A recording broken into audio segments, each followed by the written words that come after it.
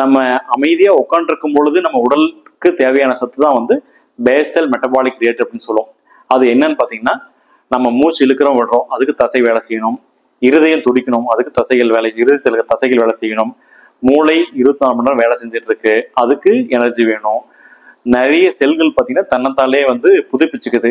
So இந்த மாதிரி பல்வேறு காரணங்கள் உடல் தாராளமா நமக்கு இயங்குவதற்காக உடலுக்கு தேவையான எனர்ஜியை தான் வந்து பேசல் மெட்டபாலிக் ரேட் அப்படின்னு சொல்றோம்.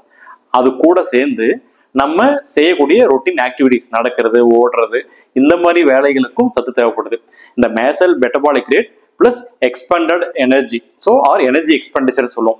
இது ரெண்டுத்துக்கும் சேர்ந்த அளவுக்கு எந்த எனர்ஜி நமக்கு தேவைப்படுதோ அதுதான் வந்து ஒரு நாளைக்கு நமக்கு தேவையான எனர்ஜின்னு சொல்லுவோம். அதுதான் வந்து கேலரி ரெக்யர்மெண்ட் பர் டேன்னு சொல்லுவோம்.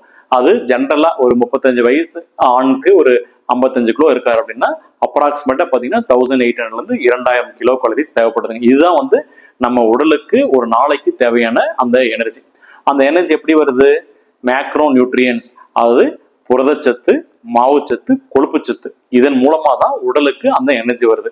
அந்த மேக்ரோ நியூட்ரியன்ஸை தான் நம்ம வெளியிருந்து பல்வேறு வகையான உணவுகளா எடுத்துக்கிறோம். இதுதான் ரொம்ப சிம்பிளான விஷயம். நம்ம நிறைய பேசியிருப்போம் மைக்ரோ நியூட்ரியன்ஸ், நுண்சத்துக்கள். அந்த எந்த நுண்சத்துக்களும் இந்த கலோரிக்கு கான்ட்ரிபியூட் பண்ணாது, அதுக்கும் இந்த சத்துக்கும் சம்மந்தமே கிடையாது. ஸோ நம்ம உடலுக்கு தேவையான கலோரி எல்லாமே இந்த புரோட்டீன், ஃபேட், கார்போஹைட்ரேட்ல மட்டும்தான் வருது. அந்த புரோட்டீன், ஃபேட், கார்போஹைட்ரேட்டை தான் நம்ம உணவா எடுத்துக்கிறோம்.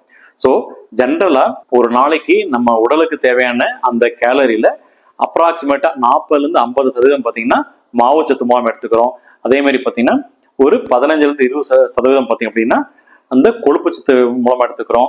அதே மாதிரி 15-20% பார்த்தீங்கன்னா இந்த புரதச்சத்து. ஸோ இதுதான் ஒரு பேசிக் ஸ்பிளிட் அப். ஸோ நம்ம எடுத்துக்கிற மாவுச்சத்தா இருக்கட்டும், கொழுப்புச்சத்தா இருக்கட்டும், இல்லை புரதச்சத்தா இருக்கட்டும், அளவுக்கு மீறி, அது நம்ம ஒரு நாளைக்கு நம்மளுடைய ரெக்குயர்மெண்ட் வந்து 2000 கிலோ கலோரி தான்னா அதுக்கு மேல ஒரு 200 கிலோ கலோரியோ இல்லை 300 கிலோ கலோரியோ எடுத்துக்கிறோம்னா அது எல்லாமே என்ன ஆகும்னா நமக்கு பெரும்பாலும் கொழுப்பு சத்தா தான் உடம்புல போய் சேரும். அந்த எக்ஸ்ட்ரா கலோரிஸ் தான் நமக்கு வந்து உடம்பு வெயிட் ஏறதுக்கான முக்கியமான காரணங்கள். இப்போ உதாரணத்துக்கு போனா அந்த மாவுச்சத்து அதிகமாக எடுத்துக்கோன்னா கொஞ்சம் எக்ஸ்ட்ரா எடுக்கிற மாவுச்சத்து என்ன கிளைகோஜன் அப்படின்ற ஒரு ஃபார்ம் மூலமா நமக்கு கல்லீரல போய் ஸ்டோர் ஆகும். அதுக்கும் மேல இருக்கிறது கிளைகோஜனா ஸ்டோர் ஆகாது. கல்லீரல் வந்து கிளைகோஜன் போதும் அப்படின்னு சொல்லிச்சுன்னா அதுவும் வந்து நம்ம கொழுப்பு சத்தா தான் உருவாது. கொழுப்பு நான் நிறைய எடுத்துக்கிறது இல்லை, மாவுச்சத்து தான் எடுத்துக்கிறேன், எனக்கு வெயிட் போடாதுன்னு நினைக்கக்கூடாது.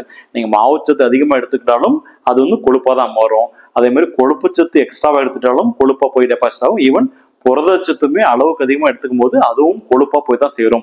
ஸோ நீங்க எக்ஸ்ட்ரா கேலரிஸ் எந்த ஒரு வகையில் எடுத்துட்டாலுமே அது வந்து நம்ம உடல்ல தான் போய் சேரும். அதனாலதான் உடல் பருமனும் தொப்பையும் ஏற்படுது.